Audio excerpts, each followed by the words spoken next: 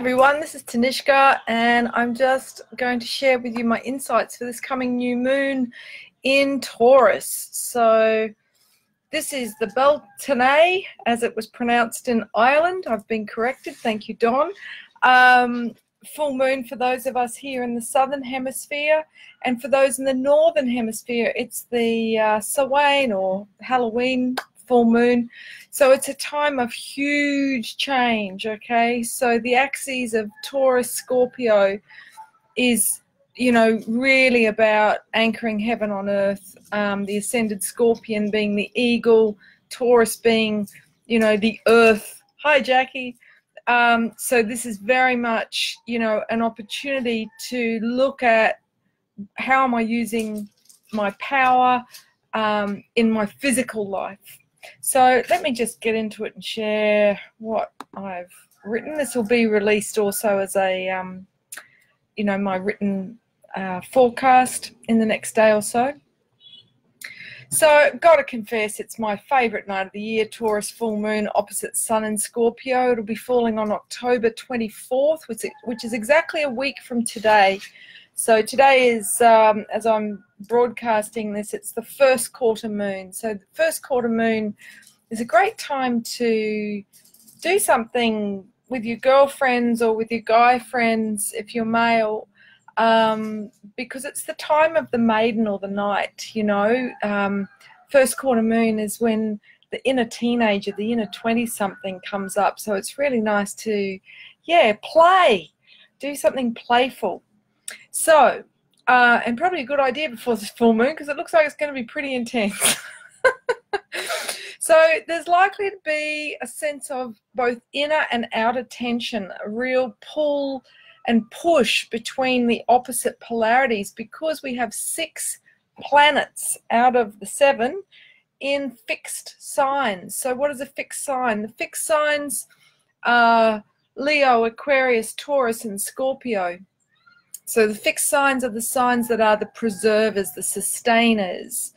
And that's great on a positive side. On a negative side, they can resist change and be quite, you know, fixated, dogmatic on this is how I do things, these are my beliefs when challenged. So they can be stubborn. But opposite the Sun and conjunct this full moon, we're going to have Uranus, not to be confused with Uranus. Still immature at 47, and it's a good thing. So Uranus is the planet of downloads, of electricity, of kundalini, of sudden change. So the theme for Uranus is anything could happen. All bets are off. You know, expect the unexpected. You may be blindsided by something you didn't see coming. So if we consider that we've got, you know, the majority of planets, so 6 planets and the moon in fixed signs, so signs that don't like change, and we've got Uranus conjunct the full moon, which, you know, full moon is the climactic time. It's when things come to a head. So, you know, whatever happened a week ago at new moon, we're likely to see that really come to, you know, culmination in a week's time. But especially with all this happening during the Venus transit as well, it's going to potentially bring about unexpected changes in relationships. Those that aren't currently in relationship may suddenly start one. Those who are in relationships may, you know, have truths come up that they didn't expect, that, you know, really have the opportunity to take relationships to the next level of truth and intimacy, or completely blow it apart. More about that later. So big change is likely this full moon, coming ready or not. So our challenge is to embrace the positive side of Scorpio. Why? Well, Scorpio is the opposite sign of this full moon. So with any sign, it's got an opposite axis. And if we want to be in right relationship with this full moon energy, we need to access Scorpio the counterpoint for it to be balanced. And that's regardless of when you were born and what your sun sign, your moon sign, your ascendant is in. We're all journeying around this astrological zodiac, this mandala, as the planets are initiating us going through these transits. So the astrology that I give is astrology for the collective. Okay, this applies to everybody, which is the more ancient form of astrology, the more sort of feminine form of astrology, to look at the cycles and interpret that for the collective. The more personal astrology developed later, and it was, you know, it's a more masculine, it's more mathematical, based precisely on your personal transits and things. Ideally we have both. So I digress. So Scorpio, you know, helps us to shed our old skin. So the sun will move into Scorpio on the 23rd of October. So we're not there yet, but we do have quite a few planets already in Scorpio. So we have Jupiter, which entered Scorpio exactly a year ago. So Jupiter has a 1-year transit through each sign. So those who have Jupiter in Scorpio in their natal chart, you know, will have found this has been a huge 12 months, offering huge opportunities for expansion and change. And that's likely to really come to a head for everybody this October, okay, before it shifts into the next sign. We have Venus in Scorpio. So, you know, this is not a time for, what would you say, telling, you know, your lover what it is they want to hear.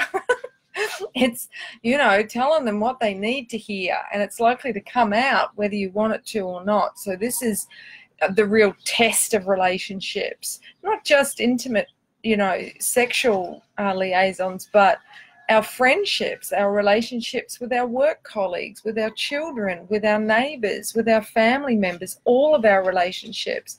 And we still have the sun in Libra right now, which is a wonderful ally for this, because it helps us to really consider both point of view and, you know, try and find a win-win solution where both parties' needs are equally recognized as equally important.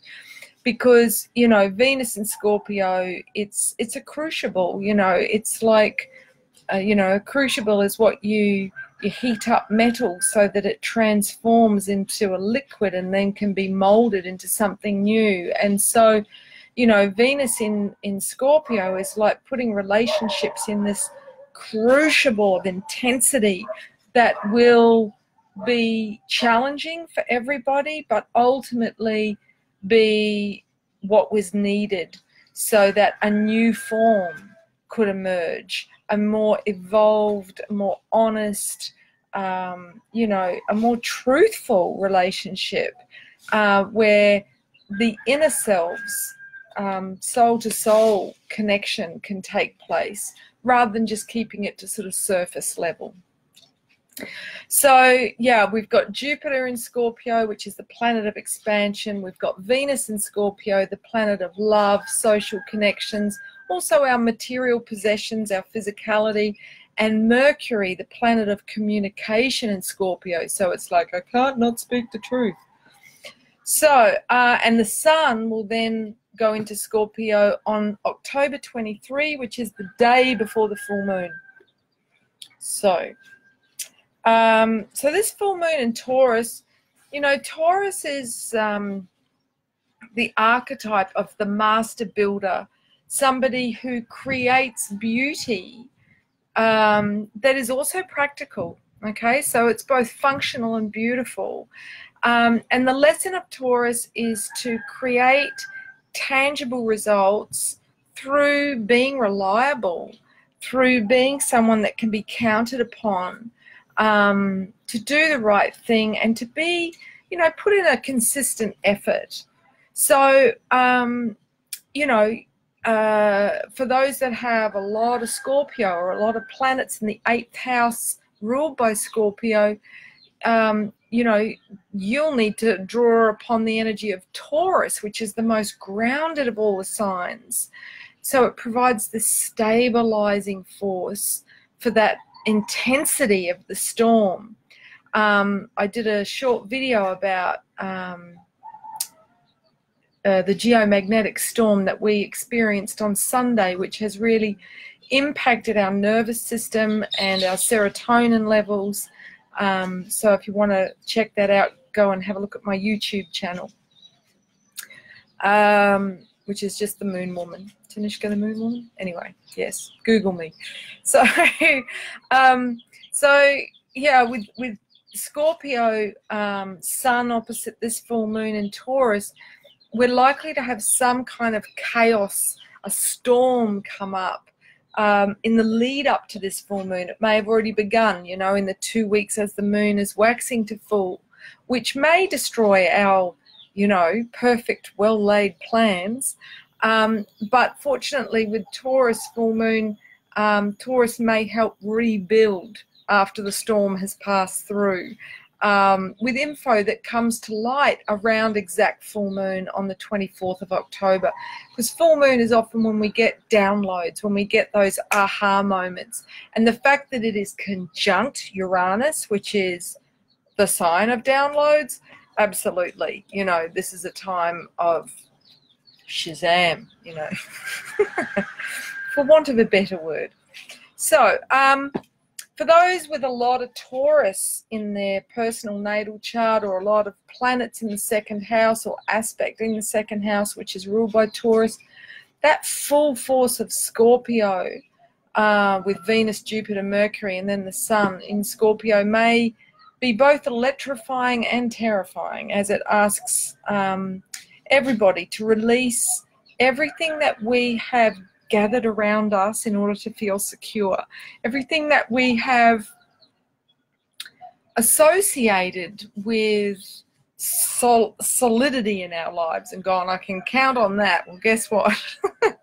It may all be tossed in the air. So on the positive side, you know, Taurus can really help us with strength to see it through, to fortify us, and give us the tenacity to really achieve our goals, even when we're really, really tested. But on the negative side, we may cling stubbornly to the old way of doing things, even though we've outgrown them. And in doing that, we may then attract a bigger catalyst that instigates change for us. You know, if we're busy hiding under the bed, if change is going to happen, change is going to happen.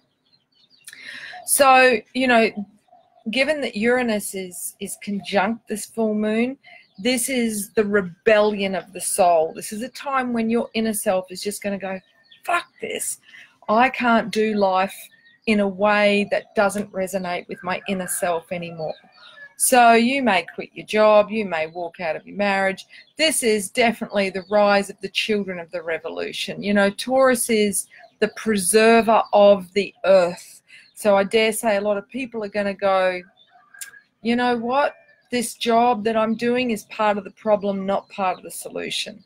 And in addition to having Uranus conjunct this full moon, the planet of reform and rebellion, we have Mars, the planet of action, the planet of masculine expression in Aquarius, which is ruled by Uranus, and we have Uranus in Taurus, the sign of the full moon. So that's a triple helping of Uranus. So, you know, Uranus in the myth, Uranus is like the prodigal son who does question the existing authority and the existing status quo. So instead of just, you know, trying to, what would you say, get the approval and get the glory of the old existing paradigm, he questions the paradigm and he's like, this is rotting from the core. This isn't ethical.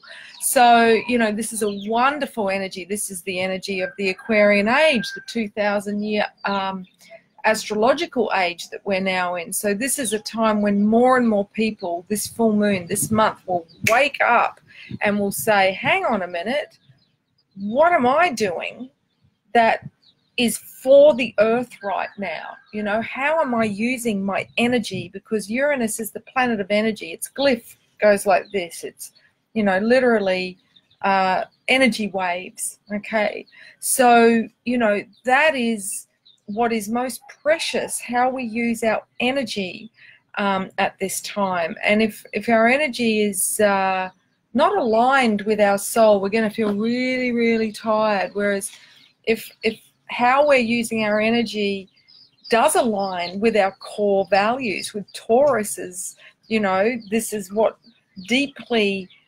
fulfills me and gives me a sense of deep satisfaction, love and beauty, you know, then it will energize us.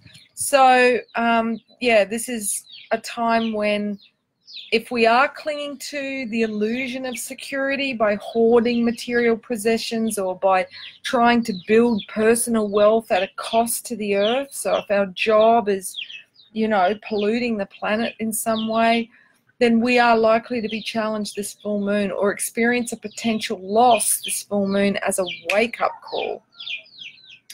So, you know, Taurus is a beautiful sign. It's, you know, about embodying love and beauty, yeah? So Scorpio, the opposite sign, can be like the fangs of a cobra that pierces the illusions that the ego has been running, so that we have to, whoa, pull back and go away and transmute that poison, that pain, into seeing the truth, integrating the truth, and transforming that into wisdom. So Scorpio energy is kind of like the Kundalini serpent Lilith. And Lilith is that serpentine goddess who is said to be the mouthpiece of Gaia, of Mother Earth, who once awoken, so she resides in our base chakra, and once we're initiated into, you know, feminine mysteries, we receive Shaktipat, the Shakti, the Kundalini serpent power is awakened. We then become a messenger of truth. We cannot tell a lie, you know, and then we assist in the dispelling of falsehoods, of fulfilling revelations, the revealing of truth, and the dispelling of illusion. So combined with Uranus and Taurus, we're likely to see physical eruptions around the world, so more earthquakes, more volcanoes this month. So keep an eye on the ring of fire. But, you know, try to respond. If you're not directly involved, yes, send love and energy to those who are. But keep in mind, every time a volcano erupts, it is literally putting more Shakti, more Kundalini into the collective consciousness, into the group mind, waking everybody up. So bless it rather than cursing it. It's just the mother trying to wake up her children to what needs to happen right now on the planet. So with Venus, the planet of love, opposite this full moon and conjunct the sun. So what does conjunct mean? Just appearing on top of, from where we are, from the perspective of Earth. Love is going to be the great challenger this full moon. So we're going to see, you know, partners saying to people, saying to their partners, you know, you need to look at your inability to love, or you need to take responsibility for your lack of self-love. You know, love is going to be the motivating force for us to move forwards into this new paradigm of the Aquarian age. So this is very much a doorway for that, very much a yoni doorway with Scorpio sun, death and rebirth. You know, this is going to change all of us. So as I said, Venus and Scorpio, we can be obsessive in love if we're not really being accountable to our own needs. We can become very obsessed with somebody outside of ourselves. But ultimately, this is about us, you know, really facing how we abuse or disown our power in relationships, because power and truth go hand in hand. The more honest we are with ourselves, the more personal power we have, and then the less we need to intimidate or manipulate others to impose our will.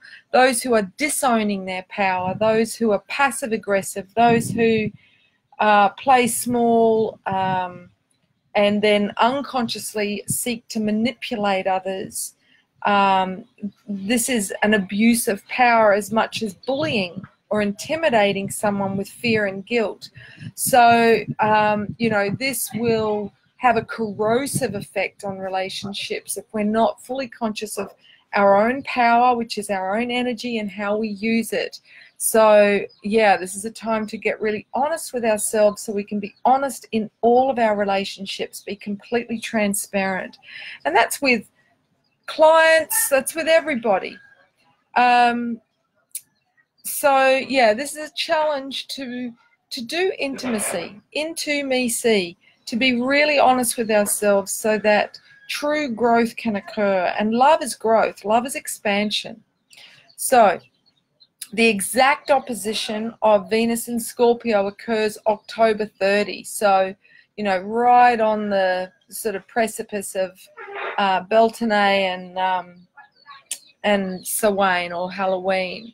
So that's a seasonal vortex, a 3-day window of intense transformation, of growth, fertility, choosing at the crossroads what is the path of highest growth. If you're here in the southern hemisphere at Beltane, the rites of spring, the time when people would don the color green to acknowledge that that was, you know, the Mother Earth's new green coat of spring, and that they were themselves acknowledging what they needed to do to be bigger, to expand, and to choose the path of growth.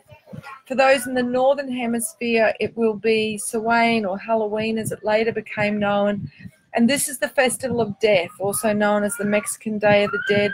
So this is about getting honest with what needs to be released, what needs to, you know, be acknowledged that you've outgrown. And if something's becoming more and more frustrating, like a pair of shoes that are getting tight, whether it's a job or a relationship or a situation, you have to get the scythe out and go, right, we've got to prune the dead wood.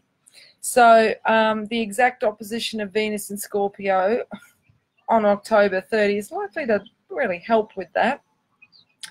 I have spoken in more depth about the Venus retrograde 40-day period that began on October 5 in another video on my YouTube channel.